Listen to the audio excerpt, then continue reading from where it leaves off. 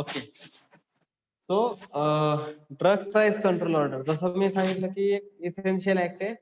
सगळ्यात latest act आहे. तर तुमचे आता इयर्स पण लक्षात ठेवायचे. Pharmacy act 1948, drug and cosmetic act तो सगळ्यात मोठा चॅप्टर आहे, वास्ट चॅप्टर आहे आणि महत्वाचा पण तेवढाच आहे ड्रग अँड कॉस्मेटिक ऍक्ट. त्याला सगळ्यात शेवटी शिकवणार आहे आपण. कारण त्याच्यात शेड्यूल्स आहे, नंबर ऑफ शेड्यूल्स आहे. शेड्यूल ए पासून शेड्यूल झेड पर्यंत आणि त्याच्यात पण सब शेड्यूल्स आहेत. ओके. कोणतं शेड्यूल कशासाठी लागू आहे? नार्कोटिक साठी कोणतं आहे? मॅजिक रेमेडीज साठी कोणतं आहे? पॉयझन साठी कोणतं आहे? तुमच्या ओटीसी ड्रग साठी कोणतं आहे? आयुर्वेदा सिद्धा फॉर्म्युलेशन साठी कोणते ऍक्ट आहे? शेड्यूल्स आहेत. सगळे शेड्यूल्स आहेत त्याच्यात सिक्वेन्सली आणि हे तुम्हाला सारखं प्रॅक्टिसनेच लक्षात ठेवायचं आणि मे बी ते आपल्या कोकणोसी सारखेच व्होलाटाईल होऊन जातात. ओके. त्यामुळे त्याला सगळ्यात शेवटी शिकवणार आहे आपण ड्रग्स अँड कॉस्मेटिक्स ऍक्टला. सो आज आपण पाहतोय drug price control order, control act. Okay. जुन्या काळातले जर तुम्ही मूव्हीज वगैरे पाहिले असाल तर त्याच्यात दाखवलं जातं की बाळाला औषध घ्यायला पाठवलं जातं. घरात कोणीतरी आजारी असतो है की कोई तो बीमार रहता है घर में. ओके, पुराने बॉलीवुड फिल्म के जैसा.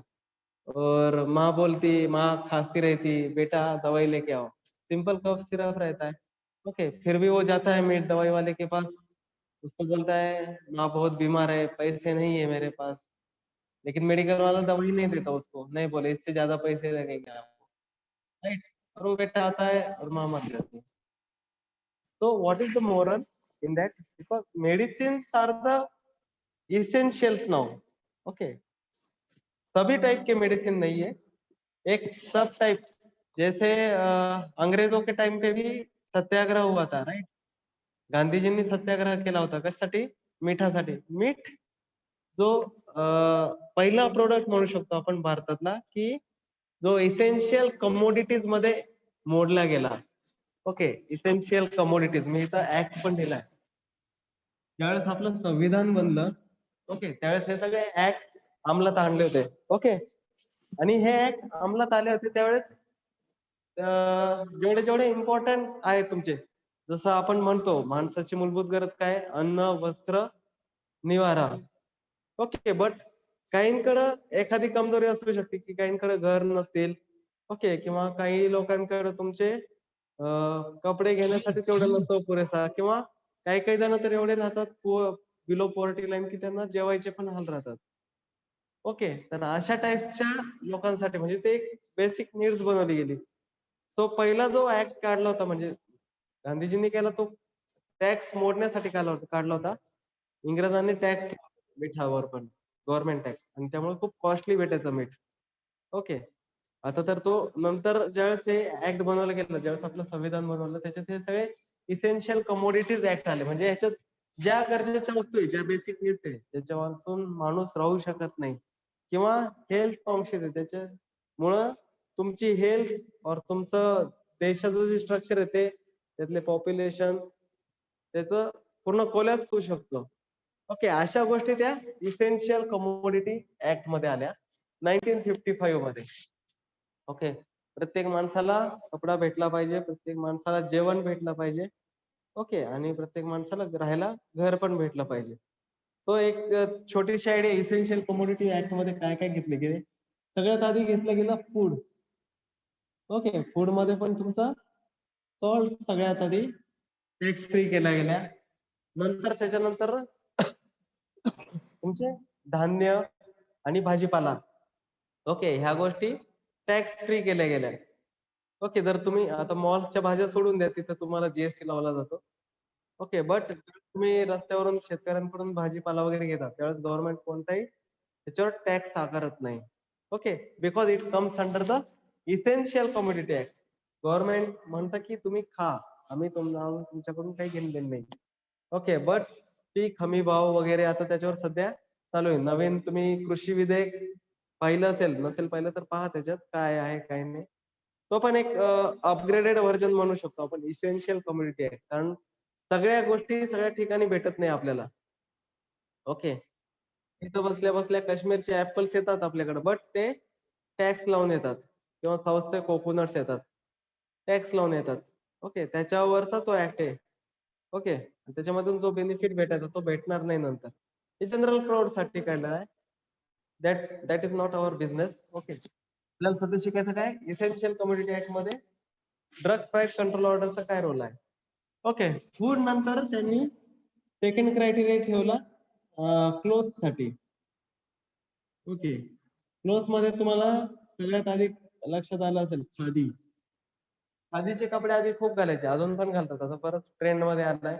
ओके. बट आताचे जे ट्रेंड्स मध्ये त्यांना टॅक्स लागतो. बट जे गृहोद्योग आहे किंवा जे खादी ग्रामीण उद्योग आहेत त्या ठिकाणी गव्हर्नमेंटनी त्या कंपन्या ज्या चालवतात किंवा जे मॅन्युफॅक्चर करतात, ओके, त्यांच्यासाठी सबसिडीज दिलेल्या आहेत गव्हर्नमेंटनी. ओके. म्हणजे आम्ही तुमच्याकडून टॅक्स पण घेणार नाही, प्लस तुम्हाला अजून सबसिडी दिली जाईल तुम्हाला, की नाही बाबा तुम्हाला अजून ग्रोथ करायला पाहिजे, बिझनेस तुमचा ग्रोथ व्हायला पाहिजे. त्यामुळे गव्हर्नमेंट कडून फंडिंग दिली जाते अशा बिझनेसला. का? कारण तुमची सेकंड इसेन्शियल नीड जी आहे ती कम्प्लीट व्हायला पाहिजे. आणि तिसरं तुमचं जर पाहिलं इसेन्शियल कमोडिटीज मध्ये म्हणजे अन्न, वस्त्र आणि निवारा, दॅट इज होम. सध्या तुम्ही पाहत असाल म्हाडा सिस्टीम गव्हर्नमेंटची. ओके. ऐसा प्रत्येक statement Maharashtra home authorise development ऐसा कुछ तो लॉन्ग फॉर्म है, मुझे लॉन्ग फॉर्म अभी पता नहीं है. ठीक आहे. तर प्रत्येकाला घर भेटायला पाहिजे यासाठी एक लॉटरी वेने म्हणजे गव्हर्नमेंटच्याच ठिकाणी ते फ्लॅट सिस्टीम मध्ये किंवा रॉ हाऊस सिस्टीम मध्ये घरं बांधली जातात गरिबांसाठी. बिलो पॉवर्टी लाईन और पिवळा किंवा केशरी रेशन कार्ड ज्यांच्याकडे आहे, अशा लोकांसाठी गव्हर्नमेंट घर बांधून देतात. ओके. आणि खूप मायनर अमाउंट मध्ये ते करून देतात. Because these things comes under the essential commodity act. But आपलं जे प्रोफेशन आहे, आपल्याला जो शिकायचा आहे, आपल्याला एवढं बेसिक शिकायची गरज नाहीये. आपल्याला शिकायचं ड्रग्स रिलेटेड. नवीन ॲलोपॅथिक ड्रग्स सुरू झाले होते.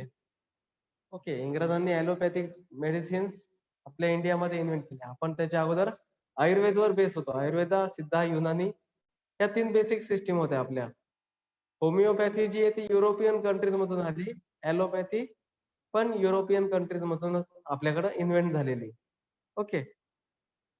तो त्यावेळेस काय होतं ॲलोपॅथिक मेडिसिन ब्रिटिशर्सनी त्याच्यावर खूप टॅक्सेस लावले, रेट्स लावले आणि सेल करायला सुरुवात केली. बट त्या काळात आपल्याकडं आयुर्वेद खूप जास्त वापरायचे लोकं, त्यामुळे त्याकडे दुर्लक्ष केलं जात होतं लोकांचं. बट जसं-जसं आपलं अपग्रेड होतोय, तसं-तसं आजारपण वाढतायत. ओके. आजारपण पण वाढतायत आणि मॉर्टॅलिटी रेट जो म्हणतो आपण, तो पण वाढायला लागलाय हळू-हळू. ओके. त्या काळात वाढायचा मॉर्टॅलिटी रेट. म्हणजे जर तुम्हाला 3-4 मुलं जन्म व्हायची म्हणजे एखाद्या लेडीजला ज्यावेळेस प्रेग्नंट राहायची, तर बरेच जण मिसकॅरेज होऊन डेथ होऊन जायची लहान बाळाचीच. Okay. Because proper medications available नव्हत्या. ओके. सो काय केलं गव्हर्नमेंटनी ज्यावेळेस हे संविधान बनवलं गेलं, ठीक आहे 1955 मध्ये हे आलं. बट 1987 मध्ये हा डीपीसीओ ऍक्ट फर्स्ट टाइम ह्याच्या सेक्शन मध्ये आणला गेला. इसेन्शियल कमोडिटी ऍक्टच्या under drug price control order आणला गेला. Under section 3. Okay. Under the section 3. Okay, Essential Commodity Act 1955. Under the Section 3, DPCO Act was generated. DPCO Act काय सांगतो? प्रत्येक कंपनी जी औषधं बनवती, ठीक आहे, तुम्ही औषधं बनवता, विकताय, तुम्ही प्रॉफिटसाठी, कोणताही बिझनेस प्रॉफिटसाठीच केला जातो. ओके. बट प्रॉफिट तुम्हाला पाहिजे पण किती? त्याच्यावर लिमिटेशन आणल्या गेल्या गव्हर्नमेंट कडून. कारण ते सर्वसामान्यांना पण परवडलं पाहिजे. एक सर्वसामान्याची इन्कम जितकी असते, त्यानुसार त्याची कॉस्टिंग फिक्स केली जाते. डीपीसीओ ऍक्ट नुसार. Drug price control order. But ह्याच्यामध्ये ड्रग्स काय सगळेच्या सगळे नाहीये. Starting from antibiotic, pain killer सगळे ड्रग्स ह्याच्यात नाहीत. उद्या तुम्ही म्हणताल मला लेन्स टाकायची, लेन्स पण डीपीसीओ मध्ये यायला पाहिजे. No. That is the under cosmetics. तुम्हाला गरज नाहीये त्याची. तुम्हाला अपीअरन्स किंवा पर्सनॅलिटी डेव्हलपमेंटसाठी तुम्ही ते वापरताय. ओके. इसेन्शियल्स कोणत्या झाल्या? जसं आता समजा COVID-19 चालू आहे. ओके. प्रत्येकाला मास्कची गरज आहे, सॅनिटायझर्सची गरज आहे. हे जे 2020 आहे ह्याच्या आधीचे जर तुम्ही पिरियड्स पाहिले असतील, कोणी जर मेडिकलला प्रॅक्टिस पण केली असेल, तर 100 ml ची बॉटल घ्यायची स्टेरिलियमची. ओके. सॅनिटायझरचीच बॉटल राहायची. सर्जिकल लोकर वापरायचे. 160 रुपयाची 100 ml येत होती. Okay. But covid pandemic condition झाली. स्प्रेड झाला खूप. खूप जणांच्या नोकऱ्या गेल्या. आपली फायनान्शियल स्टेट ढासळली गेली. पूर्ण जगाचीच ढासळली गेली. सो याच्यातून ओव्हरकम करण्यासाठी तुम्हाला जे इसेन्शियल गरजेचे आहेत रिक्वायरमेंट. ओके. काय-काय गरजेचं लागतं तुम्हाला? व्हिटॅमिन्सच्या टॅबलेट. ओके. व्हिटॅमिन टॅबलेट्स आल्या. नंतर तुमच्या मास्क आले. मास्क नंतर तुमचे सॅनिटायझर्स आले. ओके. हे 3 मेन इम्पॉर्टंट गोष्टी आहेत. ओके. तर या 3 गोष्टी गव्हर्नमेंटने काय केल्या? टॅक्स फ्री केल्या प्लस त्याचे त्या कंपन्यांवर अंकुश ठेवण्यासाठी त्यांनी प्राइस फिक्स केली, की कोणताही मास्क जर डिस्पोजेबल टाइपचा मास्क असेल तर it should not be sold more than ₹10. पहिले तेच मास्क तुम्हाला 20-25 रुपयाला विकले जायचे. डिस्पोजेबल टाइपचे. ओके. जे हिरवे किंवा निळ्या रंगाचे येतात. Disposable mask. ओके. आणि जे N95 मास्क आहे, ते तर 300-500 अशा रुपयाने विकले गेले होते. बट N95 मास्कला पण आता लिमिटेशन दिली आहे. It should not be sold more than ₹50. Means maximum retail price is ₹50. आता हे कसं काय आलं? गव्हर्नमेंट लॉसमध्ये म्हणजे कंपनीज लॉसमध्ये बनवत आहे का गव्हर्नमेंटनी फंडिंग केली आहे? काय झालं काय नेमकं? ह्याला DPCO ॲक्टमध्ये आणलं गेलंय. त्याच्यानुसार काय झालंय, हे बनवण्यासाठी, मास्क बनवण्यासाठी किंवा तुमचं सॅनिटायझर बनवण्यासाठी जो एक्साईज ड्युटी लावली जाते, ठीक आहे. वेगवेगळ्या प्रकारचे टॅक्सेस राहतात. General tax, local tax, service tax, sale tax. Okay. या टाइपचे भरपूर टॅक्स राहतात. एक्साईज ड्युटी राहते काही टाइपच्या ह्याला. जसं आपण फार्मास्युटिक्समध्ये पण पाहिलं होतं, की अल्कोहोल एक्साईज कस्टम ऑफिसर लागतो. त्याशिवाय फ्रीली सेल करता येत नाही. त्याच्यावर पण ड्युटी लागते, एक्साईज ड्युटी. त्यामुळं अल्कोहोल कंटेनिंग प्रिपरेशन खूप कॉस्टली येतात.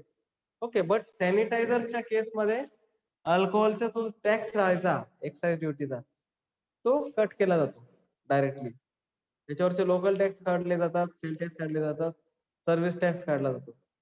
ओके. तुमचा एक नॉमिनल जो रिटेलरला जो पडतो जी तो फक्त सर्व्हिस टॅक्स त्याच्यात इन्क्लुडेड राहतो. Including service tax. जर 100 ml ची तुमची सॅनिटायझर बॉटल आहे, it should not be sold not more than ₹50. Maximum retail price ₹50. Okay. तर DPCO ॲक्टसाठी हे कसं रिवाईज केले गेले? हे सेल टॅक्स वगैरे कधी रिवाईज केले गेले? हे 1995 मध्ये. ओके. जीएसटी तर आता आलाय. आधी सेल टॅक्सच राहायचा. ओके. सो हे सेल टॅक्स जो कमी करायचा किंवा गव्हर्नमेंटचा अजून एक्स्ट्रा जो मॅन्युफॅक्चरिंग टॅक्स राहतो, जो कंपन्यांना येतो, ओके. तो पण कमी करायचा. हे सगळे जे टॅक्सची रिव्हिजन झाली, ती झाली तुमची 1995 मध्ये. ड्रग प्राइस रिलेटेड ऑर्डरमध्ये फक्त. ड्रग प्राइस कंट्रोल ऑर्डरमध्ये फक्त. ओके. बाकीचे जे तुमचे मॅन्युफॅक्चरिंग आहे, त्यामध्ये त्यांनी चेंजेस नाही केले. तिथं सगळे सेल टॅक्स वगैरे तसेच आहे. जसं मी सांगितलं एसेन्शियलमध्ये कोणकोणते क्रायटेरिया येतात. क्लोथ्स येतात, फूड येतात, भरपूर गोष्टी येतात. तिथं त्यांनी सेल टॅक्स आणि सर्व्हिस टॅक्समध्ये काही कमी नाही केली. बट DPCO 1995 मध्ये ड्रग्स रिलेटेड म्हणजे ऑलरेडी तुमचं जे औषध आहे ड्रग्स, तो तुम्ही इम्पोर्ट करून घेतात. बाहेरून पावडर्स येतात त्याचे, रॉ मटेरियल्स येतात, बल्क ड्रग. आणि त्याच्यात तुम्ही गव्हर्नमेंटने अजून सांगितलं की नाही तुम्ही स्वतः बनवा. त्याच्यामुळे काय होतं तुमची ड्रग्सची क्वालिटी हॅम्पर होऊ शकते. ओके. आणि ही ड्रग्सची क्वालिटी हॅम्पर होऊ नये म्हणून गव्हर्नमेंटने त्यांचे टॅक्सेस काढून टाकले. नाही बाबा, तुम्हाला आम्ही हे रॉ मटेरियल जे प्रोव्हाईड करतायत त्यांना पण आम्ही टॅक्स फ्री करून देतो. ओके. अशा टाईपनी हा 1995 मध्ये टॅक्स रिलेटेड अपग्रेडेड व्हर्जन आला DPCOचा. So our chapter name will become drug price control order 1995. Okay. याच्या सर आधी पण काढला होता.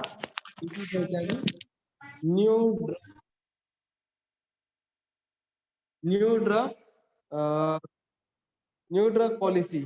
ओके, न्यू ड्रग पॉलिसी हे पण एक शेड्यूल आलं होतं. तो आलता 1994 मध्ये.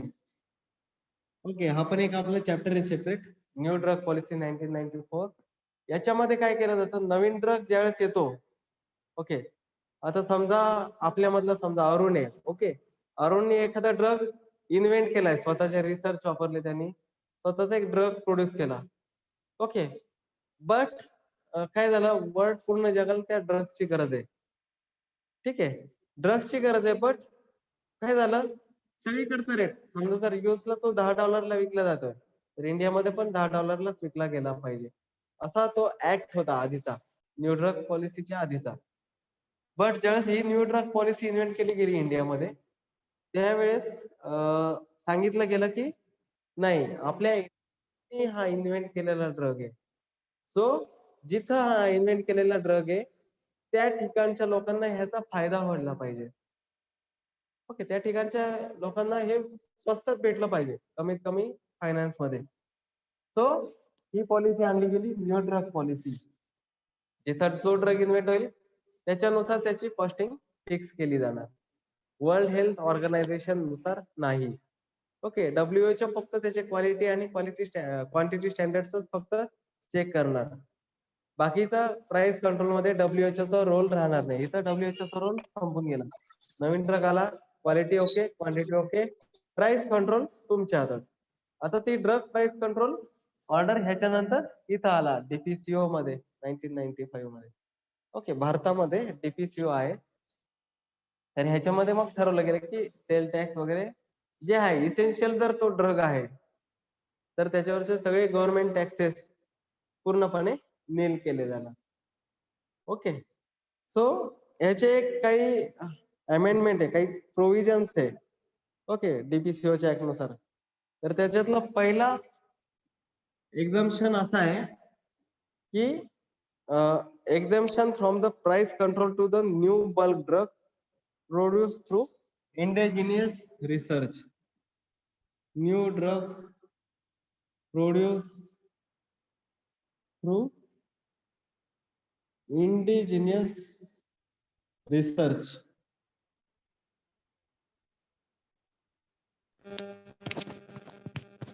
याचा अर्थ काय झाला? भले तो ड्रग इसेन्शियल नाहीये सध्याच्या केसमध्ये. ओके, बट जर तो भारतात इन्व्हेंट झालेला आहे, तर त्याला पण DPCO मध्ये टाकण्यात यायला पाहिजे. ओके, इन्व्हेंट झालेले जे पण ड्रग्स पाहणार तुम्ही आयुर्वेदिक फॉर्म्युलेशन, ते कम्पेअर टू तुमचे एक्सपोर्ट केलेल्या औषधांपेक्षा किंवा बाहेरून आलेले इम्पोर्ट केलेल्या औषधापेक्षा नेहमी स्वस्त राहणार. ओके, जसे पतंजलीचे तुम्ही फॉर्म्युलेशन पाहू शकता. पतंजलीचे फॉर्म्युलेशन का स्वस्त भेटतात? कारण ते भारतात इन्व्हेंट केलेले इंडियन कंपनी आहे. ओके, इंडियन कंपनी त्यामुळे तिथं टॅक्सेशन कमी आहे. तेव्हा तुम्ही दुसरा झेंडू पण पाहू शकता. झेंडू ब्रदर्स आहे. Compare to other these are low costing products. Okay, हा एक प्रोव्हिजन आहे. नंतर सेकंड प्रोव्हिजन काय? Simplifying the forms and information to be submitted. Simplifying the forms. Okay, and information to be submitted. तुमचे जे औषधाचे फॉर्म आहे, काही काही क्रिटिकल फॉर्म मध्ये म्हणजे पॅरेंटल रूट द्यावा लागतो की सर्जिकल रूट थ्रू द्यावा लागतो. ओके, ते नंतर कमी करून तुम्हाला मॉडिफाईड रिलीज करून किंवा त्याला थोडंसं टेक्निकली ऍडव्हान्टेज करून तुम्हाला प्रिकॉशनरी घेता यावं, चांगल्यापैकी घेता यावं. अशा टाईपचे जे फॉर्मेशन असतील किंवा अशा टाईपची जर काही इन्फॉर्मेशन देत असाल, तर ते पण तुम्हाला टॅक्स फ्री DPCO मध्ये टाकता येतात. तिसरा जो आहे ते reducing the number of forms from 9 to 6. Okay, Naveen drug ज्यावेळेस यायचा त्यावेळेस बरेचसे फॉर्म भरावे लागायचे.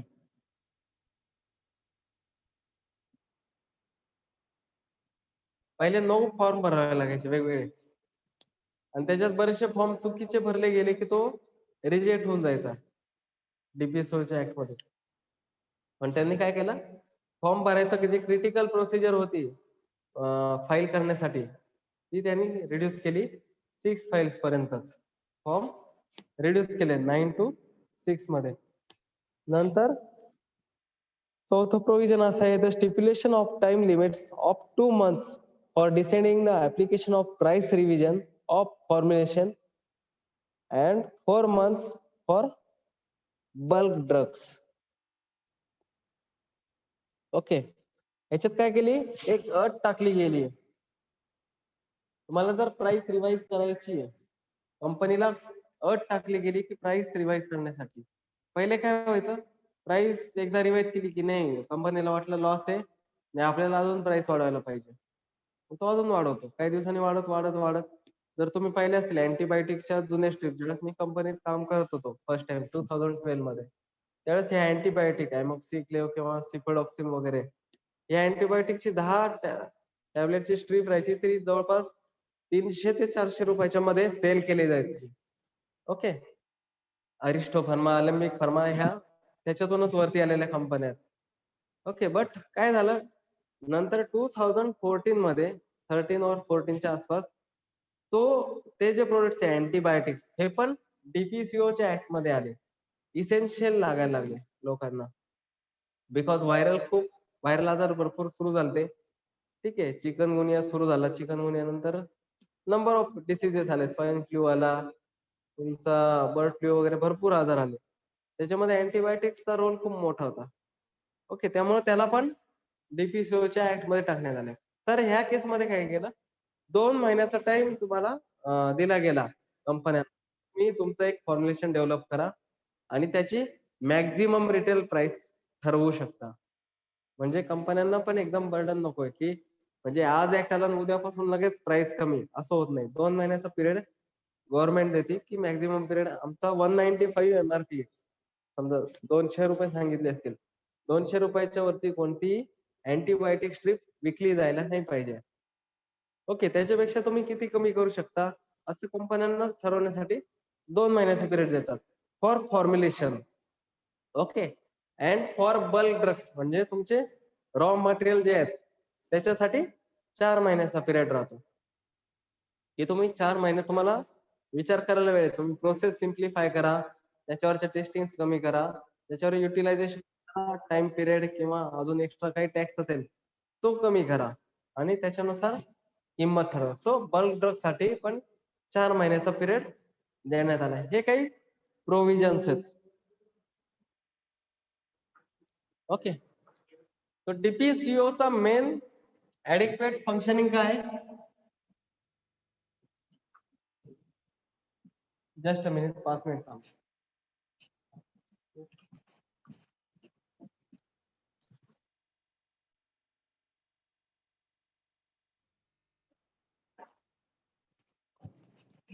तो डीपीसीओचा मेन फंक्शनिंग काय आहे?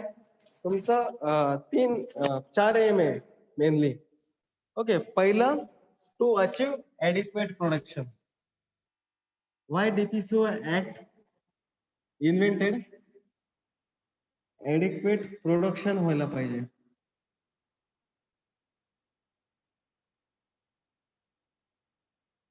आता ऍडिक्वेट प्रोडक्शन कसं होणार? तुमचा ऑलरेडी टॅक्स कमी केलेला आहे. ओके, आणि टॅक्स कमी होतोय. ठीक आहे, तर टॅक्स कमी व्हायला लागला म्हणजे प्रोडक्शन वाढायला लागणार, म्हणजे जास्त कंपन्या त्या ठिकाणी घुसणार. तुम्ही पाहिलं असेल सॅनिटायझर्स मध्ये पण आधी खूप कमी ब्रँड्स यायचे, आता गल्लोगल्ली सॅनिटायझर्स आहेत. प्रत्येकाच्या दुकानात 5-5 लिटरच्या कॅन ठेवलेल्या राहतात सॅनिटायझरच्या. आधी भेटत नव्हते, प्रोडक्शन इन्क्रीज केलं कारण गव्हर्नमेंटने टॅक्स सगळे काढून घेतले, सबसिडीज प्रोव्हाइड केल्या, त्यामुळं सॉरी, त्यामुळं प्रोडक्शनची प्रोसेस वाढली गेली. प्रोडक्शन वाढलं म्हणजे ऑल ओव्हर तुमचं फॉर्म्युलेशन स्प्रेड झालंय. ठीक आहे, सेकंड एम काय होता? टू सिक्युअर द और regulate equitable distribution. To secure, okay, and distribute, secure and regulate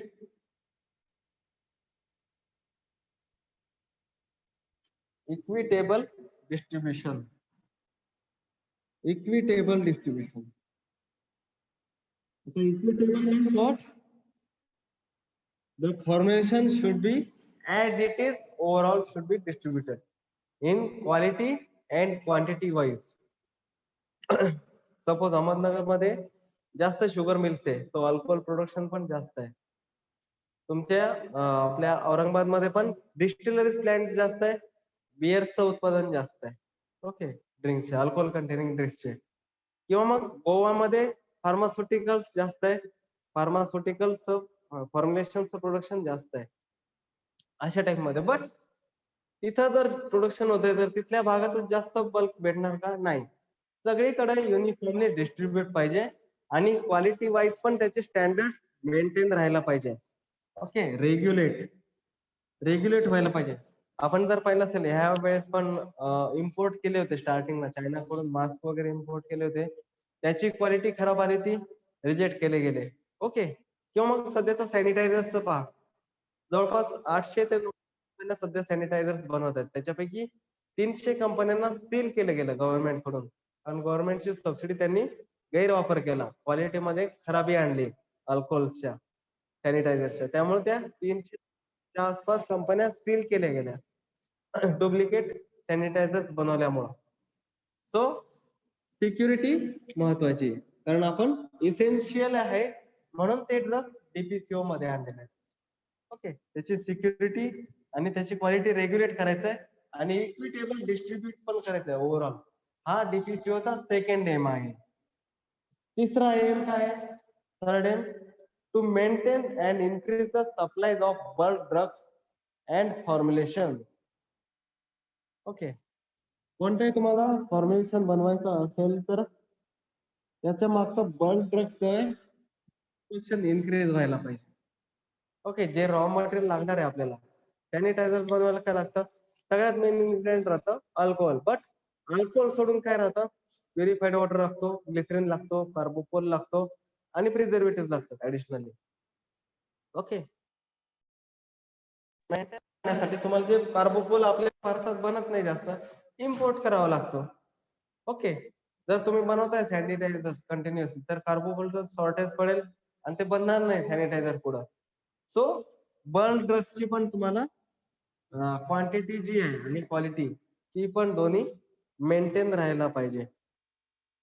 and lastly the main aim आहे, it should be sale on fair price.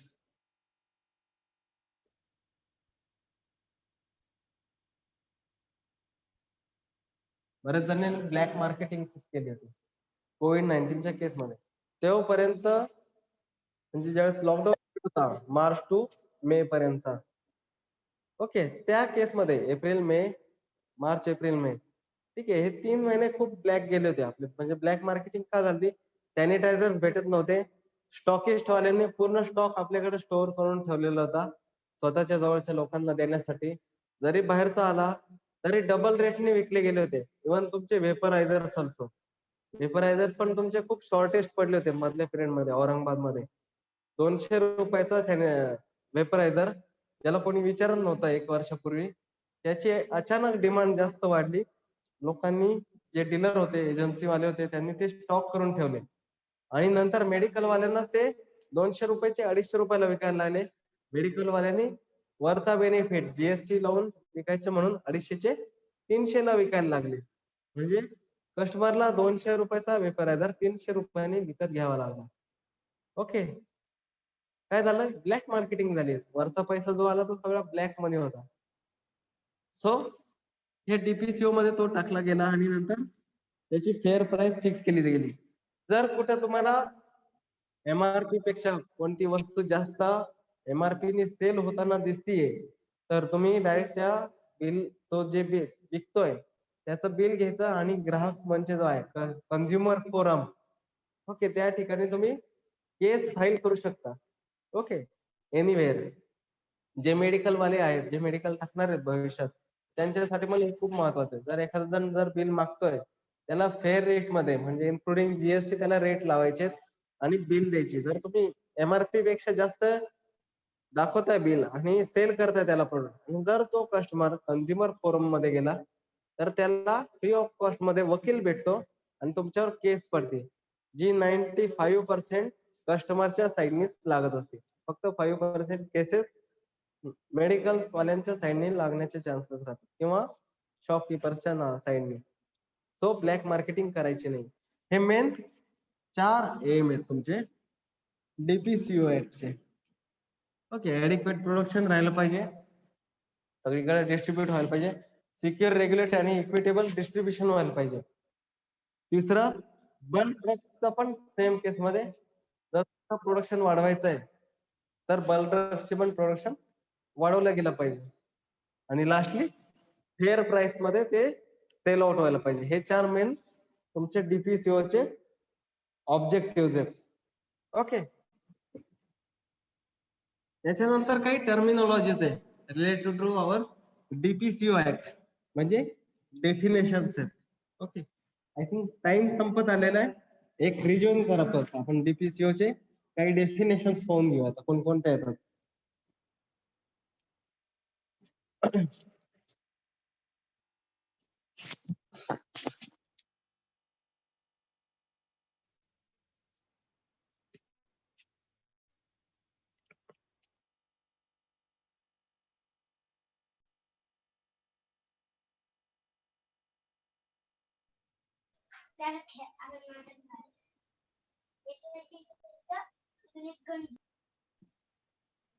Region करा सगळ्यांनी परत. मी लेफ्ट एंड करतोय तो meeting, लगेच इमिजिएटली रिजॉइन करायचं. Okay.